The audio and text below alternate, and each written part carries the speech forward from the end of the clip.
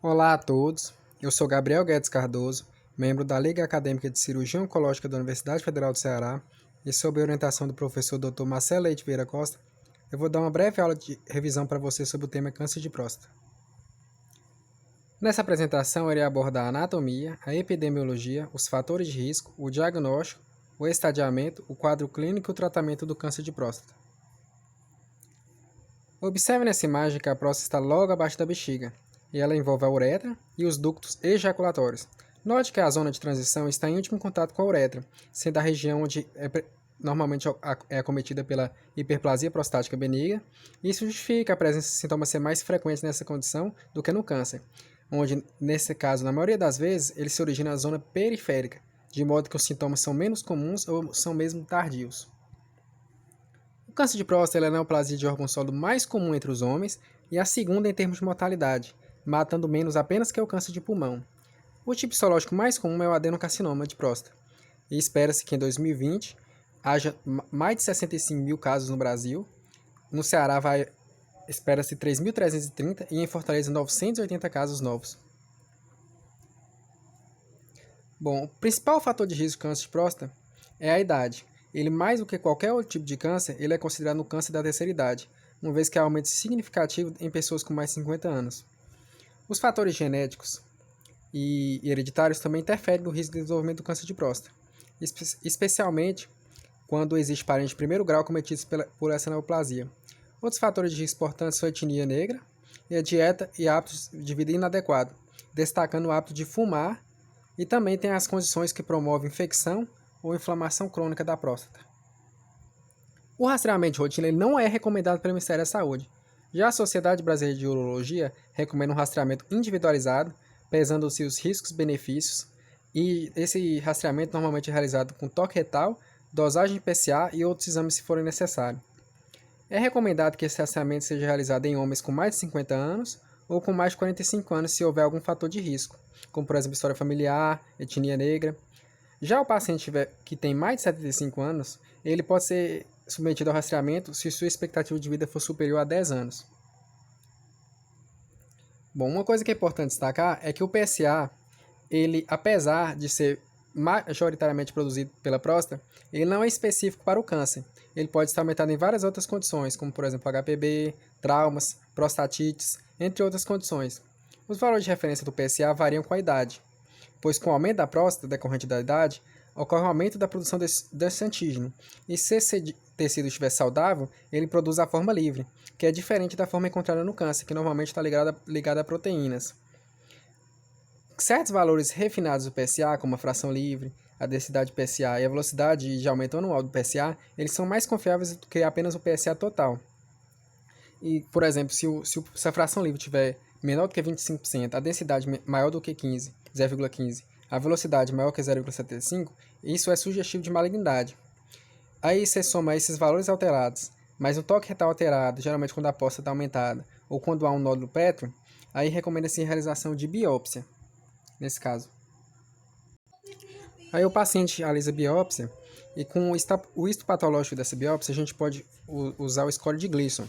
Esse score ele atribui nota aos dois padrões mais frequentes encontrados nas amostras. Por exemplo, tem 3 mais 4 igual a 7, 4 mais 3 igual a 7. São dois padrões diferentes.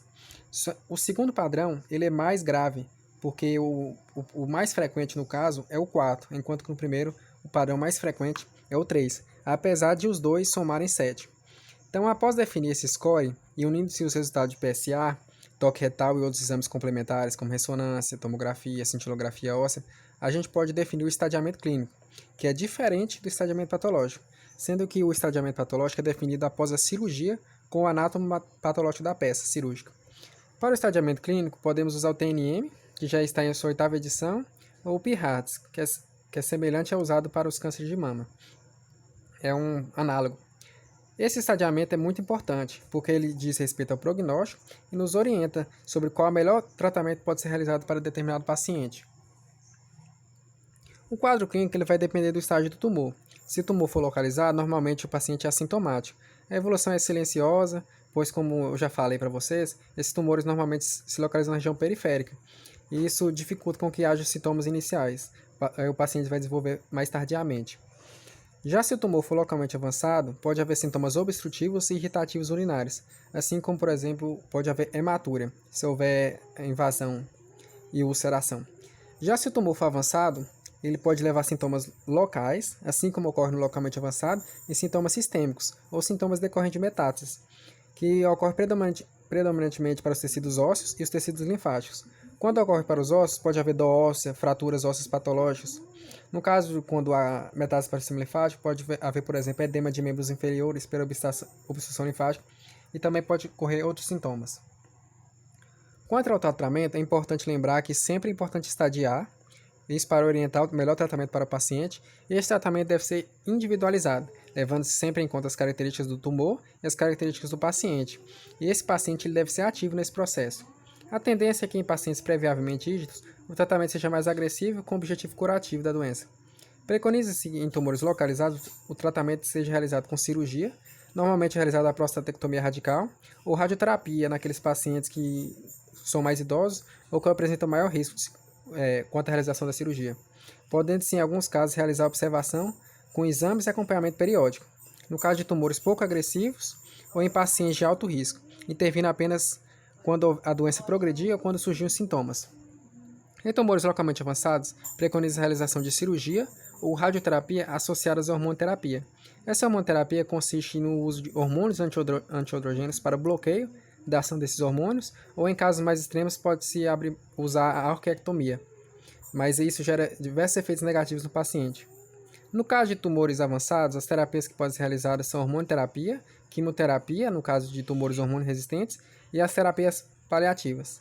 Vale destacar que a cirurgia pode ser usada em qualquer etapa do processo, com objetivos curativos ou paliativos. Também é importante a avaliação periódica do PSA pós-tratamento, para determinar se o tratamento foi efetivo ou se houve recidiva ou tumor residual, podendo-se avaliar o tempo de duplicação do PSA, sendo o melhor prognóstico quanto maior foi esse tempo de duplicação. Assim como é importante o acompanhamento multidisciplinar pelo paciente, que é realizado com outros profissionais de saúde, e isso otimiza o resultado dos tratamentos. Bom, essa imagem ilustra o procedimento de prostatectomia radical, que é normalmente a cirurgia realizada para o tratamento do câncer de próstata. Nela é retirada a próstata e as vesículas seminais em monobloco e depois a uretra é anastomosada com a bexiga. Recomendo procurarem vídeos dessa cirurgia no YouTube. Bom, foi isso. Essa era a aula, foi só para dar um norte sobre o tema câncer de próstata para vocês. Procurem se aprofundar mais no assunto. Obrigado. Qualquer dúvida, pergunte ao membro da LACOM.